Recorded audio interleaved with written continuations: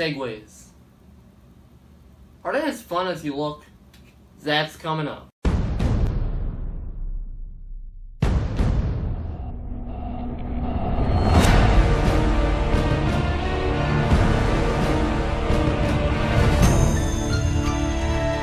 Ladies and gentlemen, direct from the Cool Film Movies Film Production Studio, Soundstage A, here is Good Morning YouTube.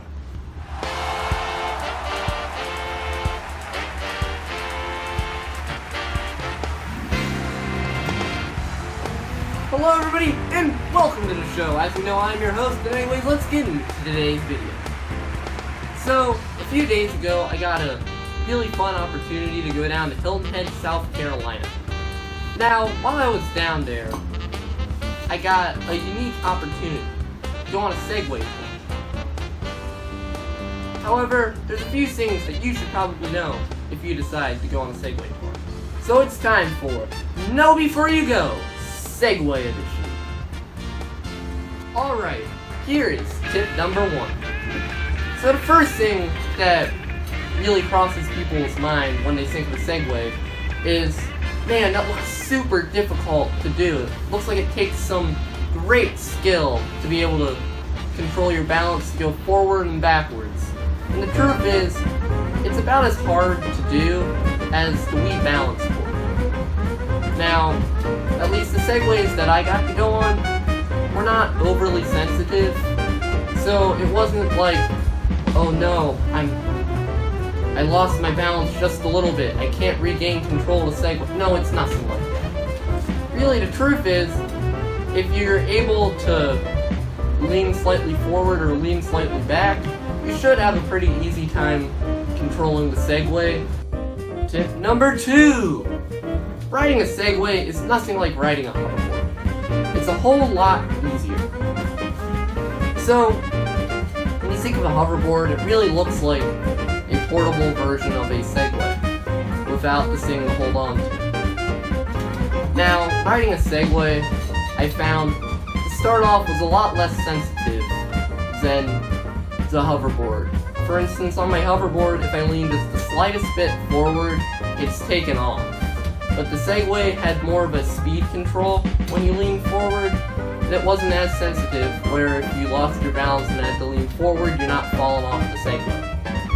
And the second thing about it was, it's a lot easier to steer, since the hoverboard, it really relies on how you shift your weight. The Segway relies partly on how you shift your weight, and partly on how you're going to try to steer it with the steering thing on the Segway.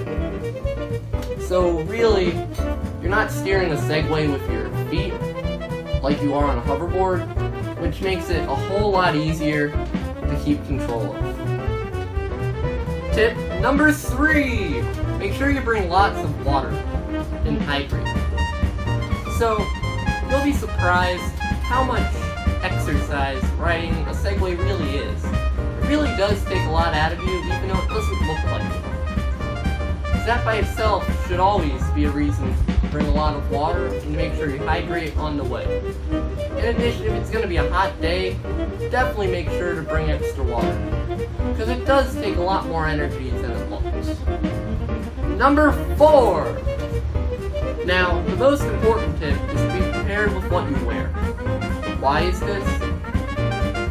Because this is exercise, so make sure you wear athletic clothing, because you don't want to get out there and wear something that you're not comfortable in, because then you're not going to have a good time, and you're not going to enjoy it. This is a great experience and a fun experience, but make sure you're prepared for it by wearing appropriate clothing. If it's warmer out, then you might want to wear lighter clothes. If it's freezing cold out, make sure you wear bundle up. However, it is athletic. It is exercise. So make sure you wear clothes that you can exercise in. Hey there, it's me again. I see you found the Cool Film Movies YouTube channel. Well, don't forget to hit that thumbs up button, to like this video, don't forget to subscribe to the channel and make sure you hit that bell button so you're notified every time we upload a new episode. Thank you for watching, and have a great rest of your day.